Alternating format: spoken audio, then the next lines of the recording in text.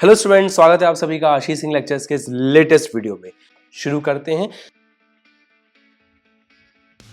रख हौसला वो मंजर भी आएगा, रख हौसला वो मंजर भी आएगा, प्यासे के पास चलकर समुंदर भी आएगा। यूं थक कर ना बैठ ए मंजिल के मुसाफिर, मंजिल भी मिलेगी और मिलने का मजा भी आएगा। जय हिंद दोस्तों, मैं विक्रम, स्वागत है आप सभी का आपके अपने छोटे से प्यारे से YouTube channel Ashish Singh lectures पर।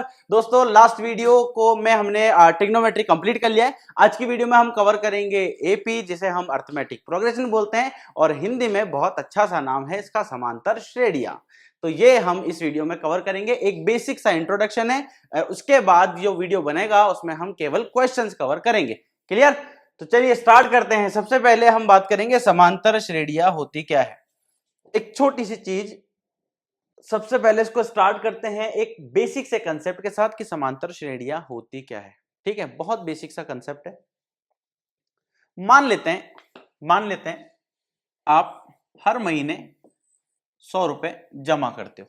ठीक है, और इसमें हर महीने 100 रुपए जमा करते हो और हर महीने इसमें 10 रुपए बढ़ा देते हो।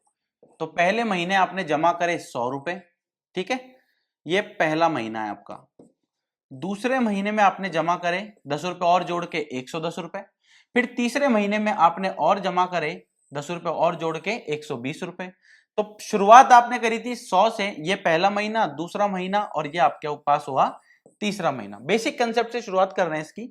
तो यहां पर अब मान लीजिए आपकी उम्र जो भी हो, अभी जो भी आपकी उम्र, 15 साल, 17 साल, 18 साल, 12 साल, 13 साल, कोई फर्क नहीं पड़ रहा।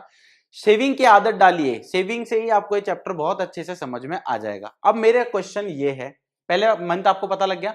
अब मेरा क्वेश्चन आपके पास ये है कि मान लीजिए आप 25वें महीने में, 25वां महीना जो होगा उसमें कितने रुपए हर महीने जमा कराओगे, या यूं बोल सकते हैं कि जो 25वां महीना है उसमें आप कितने रुपए जमा कराओगे। तो ऐसे केस के लिए हम क्या करते हैं, एपी काम में लेते हैं। एपी का मतलब क्या होता है? एपी का मतलब होता है अर्थमेटिक प्रोग्रेशन, और हिंदी में हम इसको बोलते हैं समांतर श्रेणियां।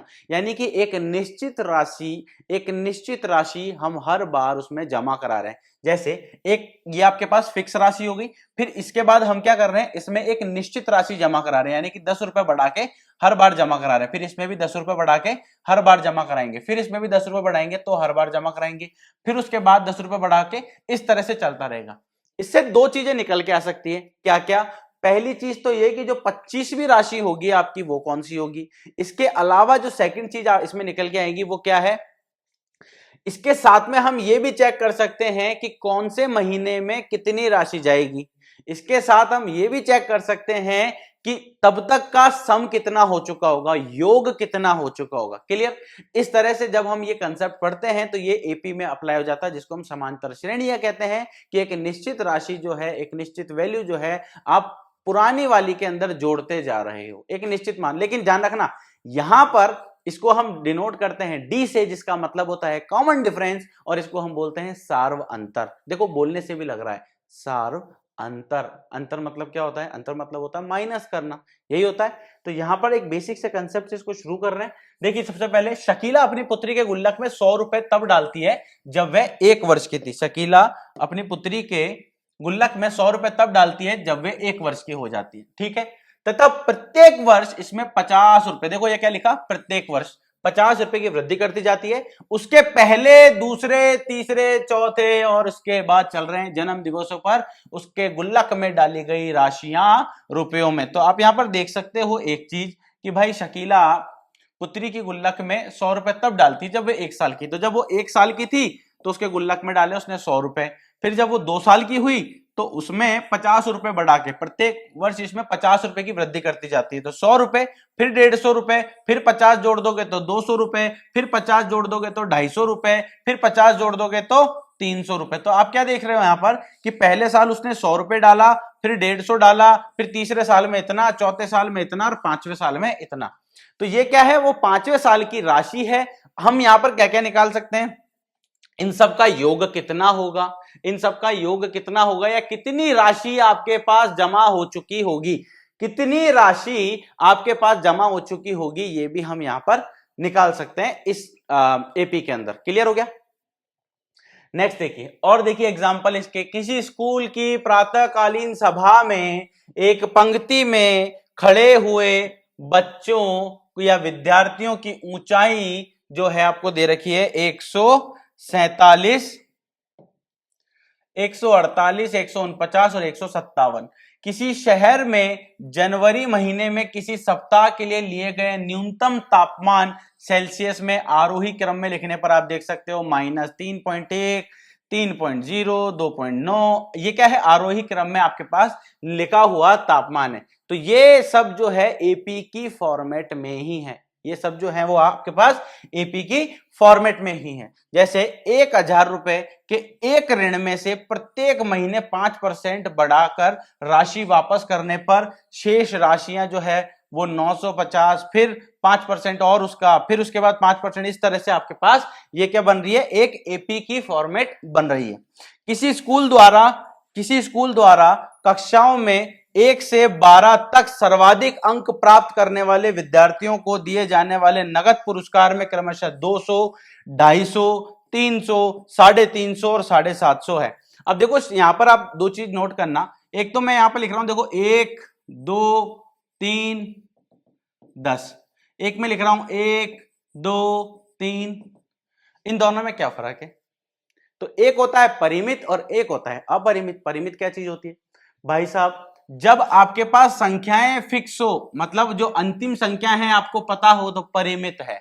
अंकित संख्या, आपके पास अंतिम संख्या जो है अगर आपको पता नहीं हो तो आप कह सकते हो कि वो अपरिमित है। तो इस वाले केस में आप एक चीज नोट कर सकते हो कि आपको अंतिम संख्या नहीं पता, तो आप क्या कह सकते हो कि ये अपरिमित में है और ये आपके पास परिमित है। क्लियर? जब प्रति महीने 50 रुपए की बचत की जाती है तो 10 महीने के लिए प्रत्येक मास की अंत में कुल बचत राशियां, पहला महीना 50 बचाया, फिर अगले महीने 50 में 50 और जोड़ दो तो कितना बच गया? 100 रुपए, फिर 150, फिर 200, फिर 250, 300, 350। देखो आप एक देखो 50 रुपए से शुरुआत करना कितना अच्छा आपको रिटर्न दे सकता है। चलिए, तो सबसे पहले एक चीज और समझते हैं कि अब हम एपी के अंदर क्या क्या कंसेप्ट आते हैं। ये आपको पता लग गया बेसिक सा कि एपी क्या होती है। अब एपी को किस तरह से पहचानते हैं, एपी में क्या क्या होता है। ठीक है, देखिए पहली अब मैंने यहां पे लिखा A1, समझना की कोशिश करना। ये मैंने लिखा A1, फिर लिखा A2 और फिर लिखा A3, फिर लिखा A4 और फिर अंतिम लिख दिया AN। क्लियर?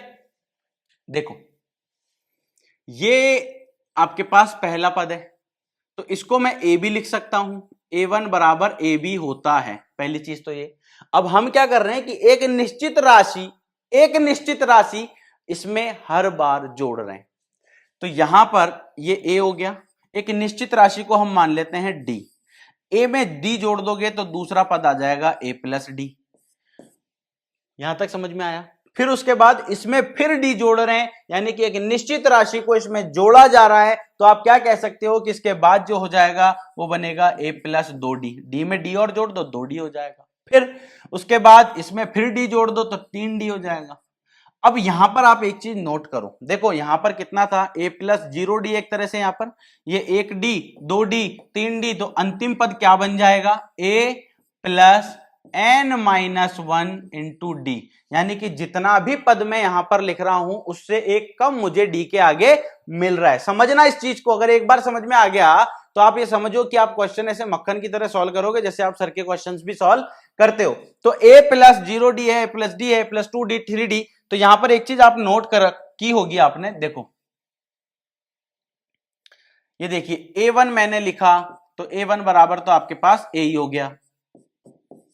ठीक है, A2 मैंने लिखा तो A2 आपके पास कितना आया? a plus D. A3 लिखा तो आया a प्लस 2d, ये देखो A3। A4 लिखा तो आपके पास आया a plus 5d, a plus 3d। तो जब देखो यहां पर 2 है तो ये 1 है, ये 3 है तो ये 2 है। अब इसी तरह से अगर A5 लिखूंगा तो ये बन जाएगा a प्लस 4d, ऐसा ही बन रहा है। अगर हम बात करें अंतिम पद की तो अंतिम पद बन जाएगा ए एन बराबर ए प्लस, इससे तो एक कम ही होगा, देखो 5 से तो एक कम ही है, 4 से एक कम ही है, 3 से एक कम है, 2 से एक कम है, तो आप कह सकते हो कि ये भी इससे एक कम होगा, n minus one into D. इससे क्या निकल के आया, इससे आपको एक कंसेप्ट समझ में आएगा, इससे आपको एक कंसेप्ट समझ में आएगा कि कोई भी आपके पास ये हुआ उसका अंतिम पद ए एन, और इसको मैं लिख सकता हूं ए प्लस एन माइनस वन गुणा डी, ये आपका मेन फॉर्मूला बन गया एपी का। अब इसके बेसिस पर अभी तक हमने जो थ्योरी पढ़ी है वो सब इसमें अप्लाई हो जाएगी, कैसे वो भी अभी करके देखते हैं हम। तो यहां पर देखिए अब आपके पास को क्या, आपको क्या क्या याद रखना है, आपको याद रखना है कि ये ए क्या है। अगर हम बात करें ए क्या है, देखो ए एन से शुरुआत करते हैं, ये क्या है, अंतिम पद, अंतिम पद। अच्छा इसको हम एल से भी लिखते हैं, एल देखने को मिल जाए तो भी आप समझ जाना कि वो एक अंतिम पद ही है, क्लियर। अब बचा ए क्या है, उस श्रेणी का प्रथम पद, प्रथम पद। एन क्या है, यहां पर पदों की संख्या,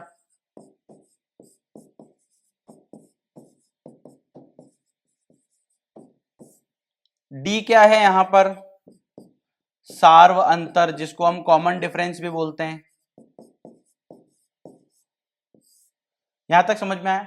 अगर ये कंसेप्ट आपके क्लियर हो गए, ये फॉर्मूला आपको याद हो गया, तो यकीन मानिए आपको कुछ अब याद करने की जरूरत नहीं है। और ये अगर समझ लिया फॉर्मूला आपने, तब तो आपको इसको भी याद करने की जरूरत नहीं, तब तो आप जहां खड़े हो वहीं से ये पे चालू हो जाएगी फिर। अब देखिए करना क्या है, मैंने आपको क्वेश्चन बताया था अभी कि भाई आप हर महीने 100 रुपए जमा करते हो, ठीक है, आपने 100 रुपए जमा करे, तो पहले महीने आपने 100 रुपए जमा करे, फिर दूसरे महीने आपने इसमें क्या जोड़ा, 50 रुपए या 10 रुपए, 10 रुपए मान लेते हैं, 10 रुपए आपने और जोड़ा, फिर उसके बाद आपने क्या करा, इसमें 10 रुपए और जोड़ा तीसरे महीने, फिर चौथे महीने में 10 रुपए और जोड़ा। इस तरह से आप जोड़ते गए, कब तक, मान लेते हैं आप जोड़ते ही जा रहे हो, बस आपको कुछ नहीं करना, सिर्फ जोड़ते जा रहे हो। अब मैं आपसे पूछ रहा हूं कि भाई 12वें महीने में आप जो राशि जमा करोगे, जो आप बचत करोगे वो कितनी होगी, 12वें महीने में जो आप बचत करोगे वो कितनी होगी। तो आप क्या करोगे कि भाई A12 निकालना है। A12 क्या है, 12वें नंबर पर मैं बचत कितनी करूंगा 12वें महीने में, तो A प्लस A कितना है यहां पर 100, A12 आपको ज्ञात करना है, A कितना है यहां पर 100, D कितना है, D हम कैसे निकालते हैं, तो D के लिए आप याद रख लो, D में यहां पर अंतर की बात कर रहा था हमने, सार्व अंतर, तो D के लिए याद रख लो, इसको हम निकालते हैं A2 minus A1, A2 minus A1, A2 minus A1। ऐसा क्यों बोल रहे हैं, क्योंकि आप देखो अगर मैं इसके पद, इस पद में से इस पद को माइनस कर दूंगा तो मेरे पास D आ जाएगा, इस पद में से इसको माइनस कर दूंगा तो D आ जाएगा, इसमें से इसको माइनस कर दूंगा तो D आ जाएगा। जब भी एक निश्चित राशि, मैंने पहले ही कहा था कि अगर निश्चित राशि की बात हो रही है, राशियां चेंज नहीं होनी चाहिए। ऐसा नहीं कि पहले महीने हम 50 जमा करा रहे हैं और फिर दूसरे महीने पहले आपने जैसे 100 से शुरुआत करी, फिर अगले महीने आपके पास ज्यादा पैसे आए आपने 110 करा दिए, फिर तीसरे महीने और ज्यादा पैसे आए तो आपने 150 जमा करा दिए। ऐसा नहीं है, यहाँ पर जो सार्वंतर है अगर वो सब में समान है तो हम कहेंगे कि वो एक एपी है, अदरवाइज वो एक एपी नहीं है। ठीक है, तो आपने डी कितना जमा कराया, हर महीने 10 रुपए ज्यादा, तो हम इसको निकाल लेते हैं 110 माइनस 100, ये आपके पास आ जाएगा 10। तो ए पता लग गया, डी पता लग गया, एन कितना है, ये देखो ये कितना है, एन का फॉर्मूला होता है तो एन कितना है 12। अब फॉर्मूले में देखो आप, ए पता है, एन पता है, डी पता है, रख दो आंसर आ जाएगा। बस ये तीनों मान अगर आपने रख दिए तो ये आपका आंसर आ गया। ये देखिए तीनों मान आपने रख दिए, तो A12 आपको निकालना है, A का मान आपका 100 हो गया, प्लस N का मान 12 माइनस 1 और D का मान आपका आ गया 10। तो यहां देखिए 100 प्लस 12 में से 1 गया 11, ये आपके पास आ गया 10। तो ये आपके पास आ गया 100 प्लस 11 को 10 से गुणा करेंगे तो 110 और ये बन जाएगा 210।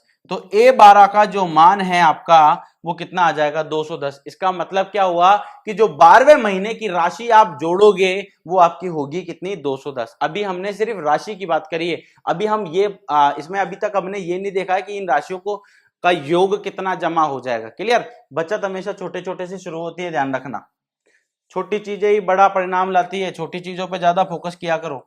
तो ये आपके पास हुआ कि इस तरह से आप ये पता लगा सकते हो कि कौन से पद में। अब अगर ये फॉर्मूले की दो बातें मैं आपको बताता हूं, ये दो बातें अगर आप इस फॉर्मूले से समझ जाते हो तो समझ लो आपका फिर बेड़ा पार है इस चैप्टर में। ए एन बराबर A plus N minus one into D.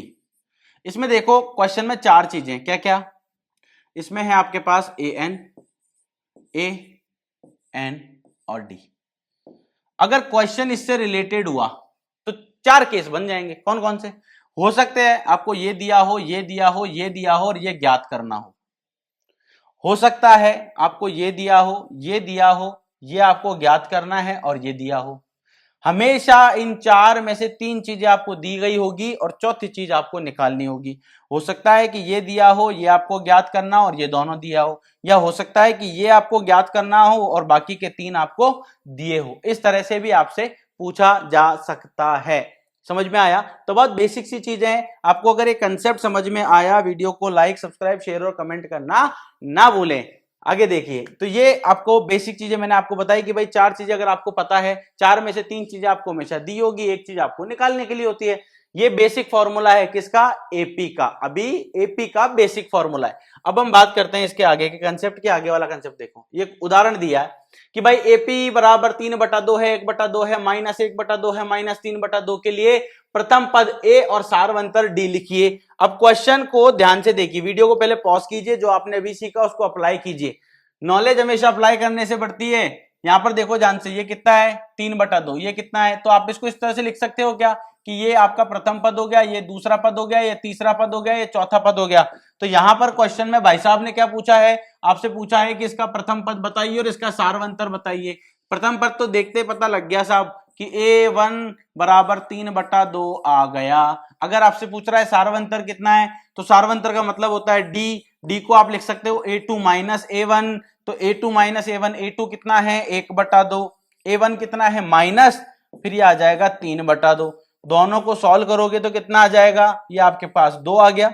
जब भी हर समान होते हैं तो संख्या सीधी सीधी लिखते हैं और ऊपर की संख्या को माइनस कर देते हैं। तो 1 माइनस 3 -2/2, ये कट गया और आपके पास -1 आ गया। समझ में आया? हमने क्या किया? a2 माइनस a1 निकाला तो ये आपके पास आया 1/2। a2 का मान कितना है? 1/2। a1 का मान कितना है? 3/2। यहां तक क्लियर? a2 का मान है 1/2, a1 का मान है 3/2। इन दोनों का बेस देखिए, दोनों का हर जो है अगर वो समान होता है तो ऊपर की जो संख्याएं हैं वो डायरेक्ट हम लिख सकते हैं। तो 1 माइनस 3 किया तो -2/2 आ गया, 2 से 2 कट गया एक बार, तो ये आपके पास कितना आ जाएगा? -1 आपका आंसर आ गया। अब यहां पर आपको क्या चेक करना है? जरूरी नहीं है कि आपने एक वैल्यू चेक करी और आपने बता दिया कि साहब इसका सारवंतर डी आ रहा है। आप एक काम और कर सकते हो, इसमें दो वैल्यू चेक करना आप। इसके साथ साथ में हम इन दोनों को भी चेक कर लेते हैं, बाकी के जो दोनों है ना, इन दोनों को भी चेक कर लेते हैं। तो भाई साहब दूसरा वाला अगर केस की बात करें तो यहां देखो डी बराबर -1/2, फिर माइनस का साइन और ये कितना है? +1/2। तो ध्यान से देखो, ये 2 आ गया क्योंकि दोनों का हर समान है। ऊपर कितना है? -1, माइनस प्लस -1, तो ये कितना बन गया? -2/2। 2 से 2 काट दो, 1 आ गया। तो अब आप पूरे गर्व के साथ कह सकते हो कि भाई साहब हमने ट्राई करके देख लिया, डी का जो मान है वो कितना आ रहा है? -1। तो इसका सारवंतर हुआ -1। और अगर हम इसके बात करें प्रथम पद की, तो प्रथम पद कितना आया? इसका प्रथम पद आया 3/2। ये इस तरह से आपको करना है। क्लियर हुआ? अच्छे से एकदम समझ में आया कि दोनों में आपको क्या क्या सॉल्व करना है। अब देखो, संख्याओं की निम्नलिखित सूचियों में से कौन कौन से एपी नहीं है? यदि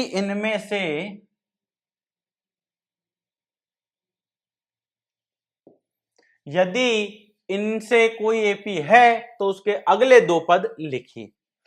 दो क्वेश्चन है, इस क्वेश्चन को ध्यान से देखो। कौन कौन से एपी नहीं है? अगर है तो अगले दो पद लिखो। यह क्वेश्चन में आपसे पूछा है। पहले वाले चेक को चेक करते हैं एक बार कि भाई 4, 10, 16 और 22। तो पहले वाले की बात करते हैं। 4, 10, 16, 22। तो भाई इसने क्या क्या पूछा था कि कौन सा एपी नहीं है। एपी पता करने के लिए हम हमेशा क्या करेंगे, सार व अंतर अगर सबका समान है तो हम कह सकते हैं कि ये क्या है, एक एपी है। और अगर सार व अंतर समान नहीं है तो इसका मतलब ये एक एपी नहीं है। तो आप क्या करोगे भाई, सीधा सीधा सा लिखो 10, यहां लिखो 10, डी का मान ये आपके पास A1 हो गया, ये A2 हो गया। तो यहां लिखो 10 माइनस 4 कितना आ रहा है, 6। फिर दूसरे वाला भी चेक कर लो, 16 माइनस 10 कितना आ रहा है, 6। फिर तीसरा वाला भी चेक करोगे तो 22 माइनस 16 कितना आ रहा है, 6। तीनों का सार व अंतर जो है समान आ रहा है। तो आप क्या कह सकते हो कि भाई जब तीनों का सार व अंतर समान आ रहा है तो इसका मतलब ये जो है वो एक एपी है। क्लियर हुआ। अगर हम बात करें सेकंड वाले पार्ट की, तो सेकंड वाले पार्ट में आपको दिया गया है 1 माइनस 1 माइनस 3 और माइनस 5। तो ये आपका A1 हो गया, ये आपका A2 हो गया, ये A3 हो गया, ये A4 हो गया। तो A2 में से A1 को माइनस कर दो, यानी कि -1 माइनस फिर ये आपके पास प्लस का 1 आ जाएगा। अगर आप इसको सॉल्व करो तो -1 माइनस 1 ये बन गया -2। एक बार इन दोनों को भी चेक कर लो। तो इन दोनों को जब चेक करोगे आपके पास A3 minus A2, A3 minus A2, A3 कितना है -3, फिर माइनस का साइन लगाया, A2 कितना है -1। हमेशा ध्यान रखना जब भी माइनस वाले कोई क्वेश्चन आते हैं तो आपको एक चीज हमेशा ध्यान रखनी कि ब्रैकेट हमेशा लगा के रखना। अगर आप ब्रैकेट लगा के रखते हो तो आपकी गलती कम से कम होगी ना, मतलब आप यू मान के चल सकते हो कि 99% आप गलत होगे ही नहीं अगर आप ब्रैकेट को प्रॉपर फॉलो करते हो। तो -3 आ गया, माइनस माइनस प्लस 1 आ गया। -3 और प्लस 1 कितना होता है, -2। आप क्या कह सकते हो कि भाई 2 का तो कितना आ रहा है, -2। यानी कि इनका जो सार अंतर है वो कितना आ रहा है, -2। इसके बाद ये देखिए, अगर हम तीसरे वाले को भी चेक करें, वैसे तो 2 ही चेक करने होते हैं, बट फिर भी आपका मन हो तो आप तीसरा भी चेक कर लेना। A4 माइनस A3, A4 का मान आ गया -5, माइनस A3 का मान आ गया -3। तो ये देखो -5 माइनस माइनस +3, ये आ जाएगा -2। तीनों का मान समान आ रहा है। इसका मतलब आप क्या कह सकते हो कि ये भी एक एपी है और ये भी एक एपी है। क्लियर हुआ। अगर हम बात करें इसके बाकी वाले क्वेश्चन की, तो ये देखो एक पार्ट आपको ये और दे रखा है -2, 2। तो भाई तीसरे वाले पार्ट की बात करते हैं तो A2 माइनस A1 निकालते हैं, D, ये D है आपका A2 माइनस A1। तो 2 माइनस माइनस 2 ये बन जाएगा 2 माइनस माइनस प्लस 2, ये बन जाएगा 4। फिर इसी तरह से D बराबर आपके पास आ जाएगा -2, फिर प्लस माइनस ये वाला 2। तो ये कितना आ रहा है, -2 बराबर -4। अब देखो ये तो कितना मिला 4 और ये कितना मिला -4। इसका मतलब क्या हुआ, ये दोनों समान नहीं है। समान नहीं है इसका मतलब सारवंतर जो है वो समान नहीं है। और सारवंतर जब समान नहीं होता तो आप क्या बोलोगे कि भाई साहब ये जो है वो एपीबी नहीं है, क्योंकि इनमें सारवंतर समान नहीं है। चौथे वाले की बात करते हैं। चौथा वाला पार्ट जो है इसको आप ध्यान से देखो, 1 1। अच्छा, इसको हम डायरेक्ट सॉल्व करने की कोशिश करते हैं। यहां पर देखो, इसमें से इसको माइनस करो 0, इसमें से इसको माइनस करो 0, इसमें से इसको करो 0 1। 2 में से 1 गया 1 1, 2 माइनस 1 1, 2 में से 2 गया 0, 2 में से 2 गया 0, 3 में से 2 गया 1। अब आप देखो कि इनमें जो पैटर्न फॉलो कर रहा है वो क्या है, समान है। इनमें जो पैटर्न फॉलो कर रहा है वो कर रहा है समान है। लेकिन एक बात ध्यान रखना, डी का जो मान है वो क्या आ रहा है, चेंज आ रहा है। डी का मान चेंज आ रहा है। तो आप कह सकते हो कि ये क्या आपके पास एपी नहीं है। क्लियर हुआ। चलिए नेक्स्ट क्वेश्चन देखते हैं। निम्न संख्याओं की निम्नलिखित सूचियों में से कौन से एपी नहीं है। यदि ये तो वही क्वेश्चन है सेम, ये भी आपके पास सेम, ये वाला ये तो सेम है। संख्याओं की निम्नलिखित सूचियों में से कौन से एपी नहीं है, यदि इनसे कोई एपी है तो सबके आगे के अगले 2 पद भी, अच्छा इनमें 2 पद भी लिखने थे। ओके ओके ओके ओके, इस क्वेश्चन को थोड़ा सा वापस देखना। इनमें आगे के 2 पद भी आपको इसमें लिखने हैं, ये 2 पद भी इसके आगे के लिखने हैं। तो भाई डी है, ये था, 1 मिनट, इसको देखो 22 है, 22 में आगे के 2 पद, क्योंकि इनका सारवंतर आया था 6, तो इसमें 6 जोड़ दो, तो 22 + 6 कितना होता है 28। तो ये इसका आगे का पद हो गया। और 28 में 6 और जोड़ दो तो कितना आ जाएगा 34, ये इसका आगे का पद हो गया।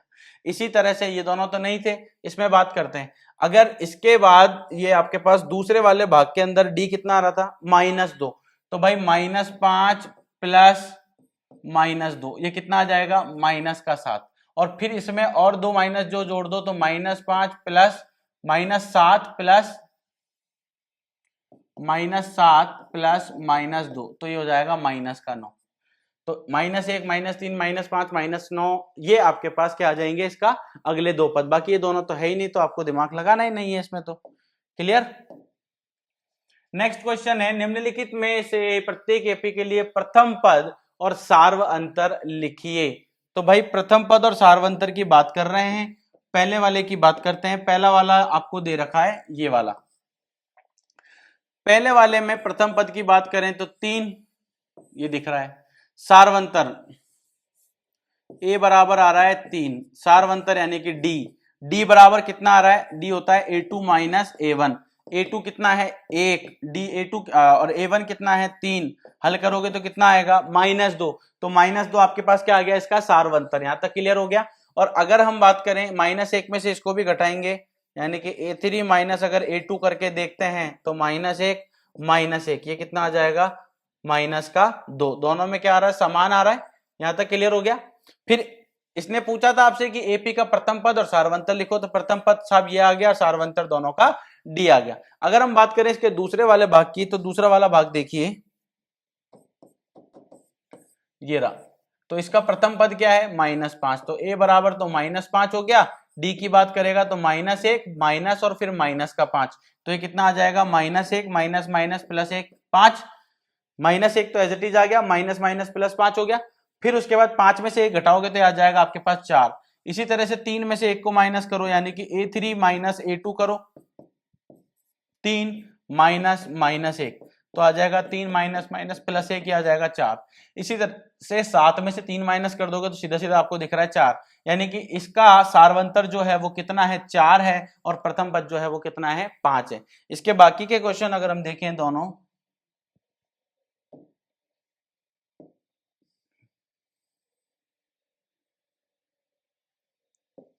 बाकी के क्वेश्चन देखिए 1/3 5/3 9/3 13/3।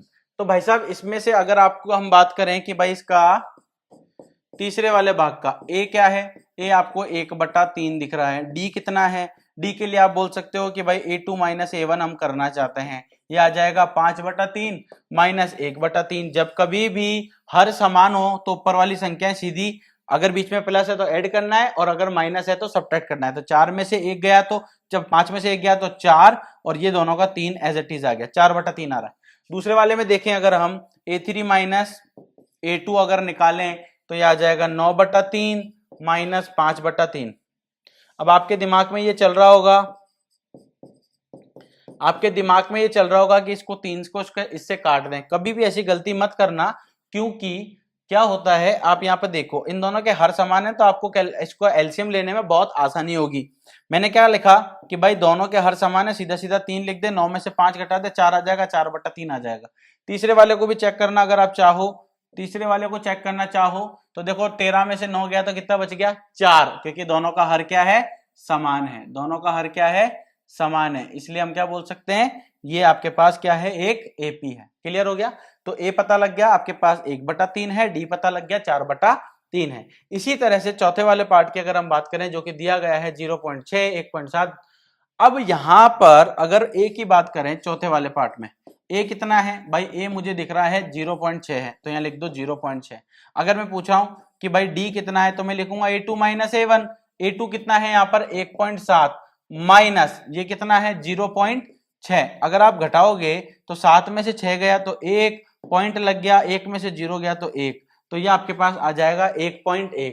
इसी तरह से इसमें से इसको घटा के देखते हैं, यानी कि a3 में से a2 को घटा के देखते हैं। तो 2.8 में से 1.7 माइनस कर दो तो 2.8 माइनस 1.7, देखो 8 में से 7 गया 1, फिर पॉइंट लग गया और 2 में से 1 गया 1, कितना आया 1.1। इस तरह से आप ये निकाल सकते हो। तो ये इसका सार्वंतर हुआ 1.1, और अगर हम बात करें प्रथम पद की तो हुआ 0.6। यहाँ पर एक चीज और, अगर तीसरा भी चेक करना चाहते हो तो देखो 9 में से 8 गया 1, फिर पॉइंट लग गया, 3 में से 2 गया 1, यानी कि इसका सार्वंतर कितना है 1.1। क्लियर हुआ?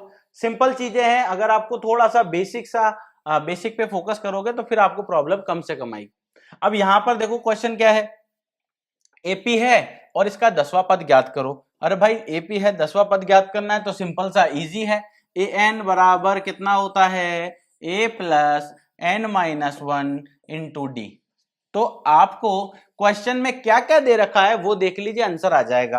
क्वेश्चन में ए पता है क्या? हाँ साहब पता है, 2 दिख रहा है। क्वेश्चन में डी पता है क्या? हाँ साहब दिख रहा है, डी कितना है, 7 में से 2 घटा दूंगा तो 5 आ जाएगा, डी का मान पता लग गया। हाँ, और इसके अलावा क्या चाहिए? एन। तो भाई साहब इसने कहा कि 10वां पद निकालना है, यानी कि एन का मान कितना है 10। तीनों को फॉर्मूले में रख दो, तो भाई ए 10 का मान निकाल दीजिए, 2 प्लस 10 माइनस 1 गुणा डी का मान कितना आ गया 5, तो यहां लिख दीजिए 5। तो A plus N minus 1 into D, 2 plus 10 में से 1 गया 9, 9 पंजे 45, तो ये बन जाएगा 2 प्लस 45 जो कि कितना होता है 47। तो ए 10 का जो मान आपने निकाला है वो कितना आ जाएगा 47। ए 10 का मान जो आपने निकाला है वो कितना आ जाएगा 47। इस तरह से आपको ये करना है। क्लियर हुआ? आगे देखो, एपी दे रखा है 21, 18, 15 का कौन सा पद 81 है, -81 है। साथ ही क्या इस एपी का कोई पद शून्य है? इसका अभी आपको उत्तर देना है। क्वेश्चन अच्छा है एग्जाम के पॉइंट ऑफ व्यू से, और एग्जाम में भी इस टाइप के क्वेश्चन बहुत पूछे जाते हैं, बहुत पूछे जाते हैं अगर एपी का कोई क्वेश्चन बनता है तो भाई 21 है, 18 है, 15 है। इसने पूछा कि इसका कौन सा पद जो है वो -81। हम मान लेते हैं साहब कि इसका इस एपी में ए क्या है, इस एपी में ए है 21, इस एपी में डी निकालना है तो क्या करेंगे 18 में से 21 को घटा देंगे 3 आ जाएगा।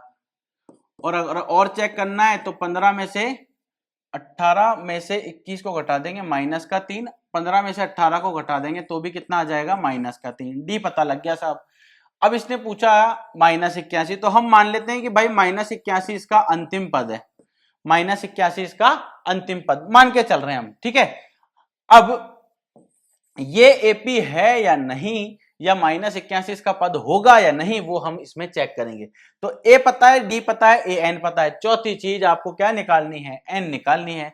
अब आपको ये तो पता ही होगा कि भाई कोई भी चीज लाइन से चलती है तो 1 होती है, 2 होती है, 3 होती है, 4 होती है, 2.5 तो नहीं होती, 3.5 तो नहीं होती। यानी कि जो पद है, कभी आपने ऐसा सुना अगर 10 बच्चे लाइन से खड़े हैं तो मैं पूछ रहा हूँ 8वें नंबर पे कौन खड़ा है तो आप बता दोगे, मैं पूछा कि 4थे नंबर पे कौन खड़ा है कि भाई सुरेश खड़ा है, बता दिया आपने। अब मैं अगर आपसे ये पूछूं कि भाई 3.5 नंबर पे कौन खड़ा है तो आप क्या बता पाओगे? नहीं बता पाओगे। तो यहाँ पर सबसे इंपॉर्टेंट बात क्या है कि एन का जो मान है वो क्या होना चाहिए, एक प्राकृत संख्या होना चाहिए। एन का मान एक नेचुरल नंबर होना चाहिए। तो यहां पर देखिए प्राकृत संख्या भी बोल सकते हो, और अगर 0 आता है तो n का मान 0 संभव है क्या? सोच के कमेंट सेक्शन में बताइएगा। चलिए तो अब इसको रखते हैं -81, ए कितना है 21, ए प्लस n माइनस 1, n ही तो निकालना है, और d कितना है, d आपके पास -3 है। देखो ब्रैकेट में रखना हमेशा, इसको अगर मैं यहां पर ले जाऊंगा तो ये -81 प्लस कितना माइनस कितना आ जाएगा, प्लस का इधर जाके माइनस हो जाएगा, तो -2 बराबर n माइनस 1 गुणा -3। तो 81 और 2 होता है 83, तो यहां लिख दो 83। पहला पद कितना है इसका 21 है, सॉरी ये 21 है, 21। तो इनको अगर जोड़ेंगे तो 2, 1 और 1 2, 8 और 2 कितना होता है, 1 और 1 2, 8 और 2 हो गया 10, तो -102 आ जाएगा, -102 n-1 और ये आ गया -3।